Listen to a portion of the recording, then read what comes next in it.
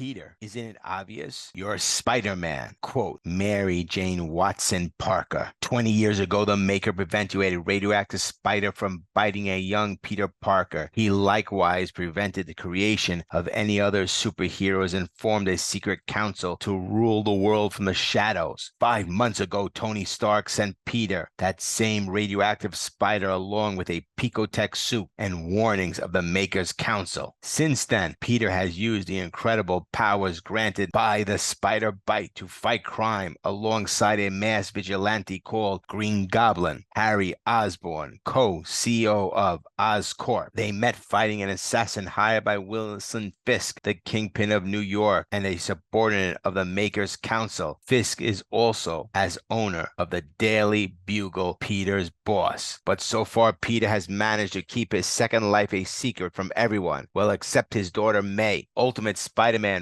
Volume 3, Issue 6. We pick up with Peter Parker at home in the morning, sitting down for breakfast. When everyone sees his face, they naturally have questions. Peter's face is visibly battered, making it obvious he took a severe beating. He tries to play it off, explaining that he was working late and had some bad luck and got injured. While they're having this conversation, his young daughter blurts out that it happened because he was being a superhero. With this information coming out, Mary Jane has a lot more questions. Peter then explains to his family exactly how it happened. Peter Parker starts to explain the story of what happened last night at the Fisk building. Peter and Harry Osborn were doing surveillance on Wilson Fisk as he entered his building. Ironically, Fisk turned around and looked directly in the vicinity where the Green Goblin and Spider-Man were hiding. The Green Goblin says, "We'll give the guards time to finish checking their rooms and take up their posts outside. Then we'll go in. You ready?" Spider-Man replies, "I guess." The Green Goblin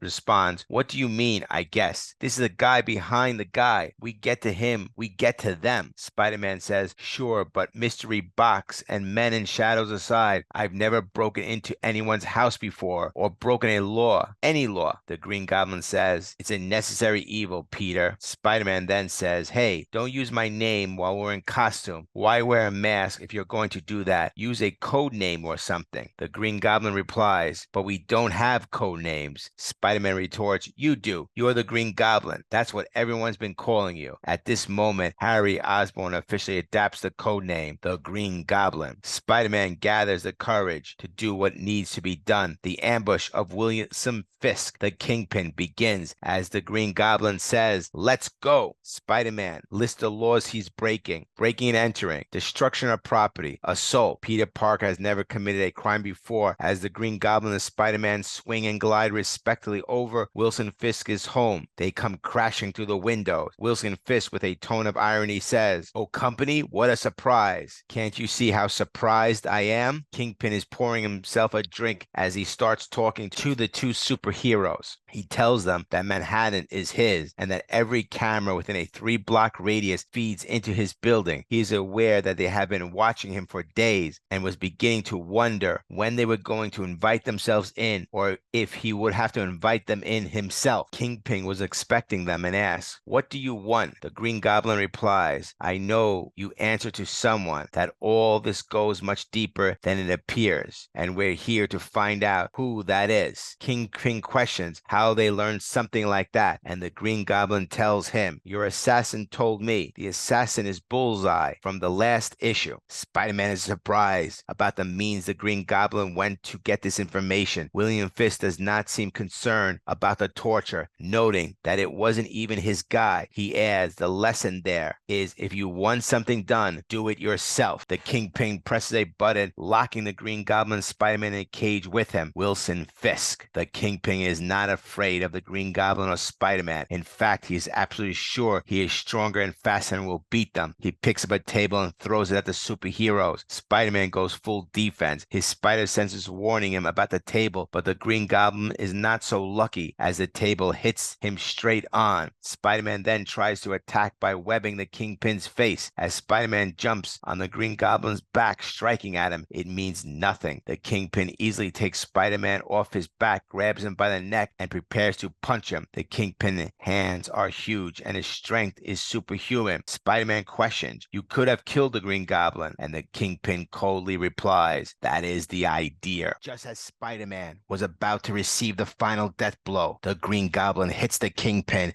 with a Goblin blaster and then throws a Goblin bomb right on top of him. The Green Goblin says, "Playing for keeps is a dangerous game, Mr. Fix. There's still time for you to reconsider." The Kingpin has undergone self-improvements and has recently upgraded himself. We don't know the full extent, but we do know he can take a grenade straight to the face without a bit of damage. This Wilson Fisk is supercharged, capable of withstanding grenades, laser blasts, and sporting a whole new set of tattoos on his body. This is an upgraded Kingpin. As he charges towards the Green Goblin, he brings him to the floor and starts to ground and pound, cracking the face mask of the Green Goblin. This time, the Green Goblin looks to be one punch away from death. The Kingpin says, "God, don't you understand the world you live in? There is no one listening, no one to save you. You're all alone. It's all over." Spider-Man grabs the Kingpin's fist just before it lands a devastating blow on the Green Goblin. However, the Kingpin quickly grabs Spider-Man by the waist and slams him down effortlessly. Now it's Spider-Man's turn to endure punch after brutal punch. Realizing they cannot overpower the Kingpin, the Green Goblin signals for his glider. Harry, realizing they needed to escape, activated his glider's missile, which blasted a hole in the wall. This allowed them to make a hasty retreat, finally understanding the true threat posed by the Kingpin. As they fled, it became clear that the Kingpin is a formidable adversary. Observing the aftermath of a brutal encounter that left Spider-Man beaten and the Green Goblin in ruins. Back in the present, Peter Parker recounts the recent events to his family, explaining how he ended up getting roughed up. Ben, his teenage son, expresses ethical concerns about his actions, breaking into someone's house and engaging in a physical altercation which were against the law. Peter justifies his action by emphasizing that the person he confronted, Wilson Fisk, is a dangerous individual involved in nefarious activities. He admits there are personal motives at play, but emphasizes the necessity of stopping wrongdoing, which aligns with his role as Spider-Man. May Parker questions if Peter will have to confront Wilson Fisk again, to which Peter, with his bruised face, asserts that they cannot allow Fisk to continue harming innocent people. Spider-Man will indeed face Wilson Fisk, the Kingpin, once more. Mary Jane wants to know, are we safe? Are you safe? Peter reassures her, saying, "Yes, I believe so. No one knows who isn't a friend, and I plan to keep it that way." He emphasized the importance of keeping their family secret, adding, "This has to be a family secret, so you guys can't tell anyone else, ever, okay?" Mary Parker remarks humorously, "Don't look at me. I didn't tell anyone for like 4 whole months." Ben Parker expressed concern about not knowing sooner, while his sister did. Peter admits, "I couldn't find the right time or the right words, and I wasn't sure. I'm sorry, I should have, especially after May found out." Ben understands and assures his dad, saying, "It's okay, Dad." Peter sends the kids to bed and tries to gauge Mary Jane's thoughts, wondering if she's upset. Ben Parker then speaks up, expressing his curiosity and concern. "You know I have a lot of questions, like a lot more." He then earnestly tells his dad, "Please be careful." Peter asks tentatively, "So I'm afraid to ask, but how mad are you?" Mary Jane responds reassuringly, "Peter, I'm not mad. A lot confused. Sure, stuff is suddenly making sense, but I'm not mad. I do wish you could have told me sooner, but hearing you tell us what happened, scary as it was, I'm mostly proud. Call it 30% scared, 40% impressed. There may be other numberings for other things." Peter says, "You want to see the suit, don't you?" Mary Jane replies eagerly, "Oh yes, I most certainly do." Mary Jane continues, "I think this definitely works, Mr. Parker. So you're faster, stronger." Peter confirms, "Yes, ma'am." Mary Jane remarks, "And all that from a little spider? Well, I can't wait to see you in action. So what am I supposed to do? Call you when you're in costume?" Peter admits, actually, that came up recently, and he has no idea. Mary Mary Jane says, well, you really do need a code name. I have to warn you, I'm expensive. I charge a lot, and by the hour. Peter's taken aback. You're Spider-Man, says Mary Jane. Mary Jane chuckles as Peter takes his wife on his back for a swing across New York City. The family now knows Peter Parker's secret identity as Spider-Man, which has been haunting him for the last 6 months. However, Peter still faces many challenges ahead, especially dealing with Wilson Fisk, the Kingpin. Will Wilson Fisk uncover Peter Parker's identity and threaten someone close to him? Could it be Mary Jane or Ben Parker? Only time will tell. Next, Ultimate Spider-Man, Volume 3, Issue 7.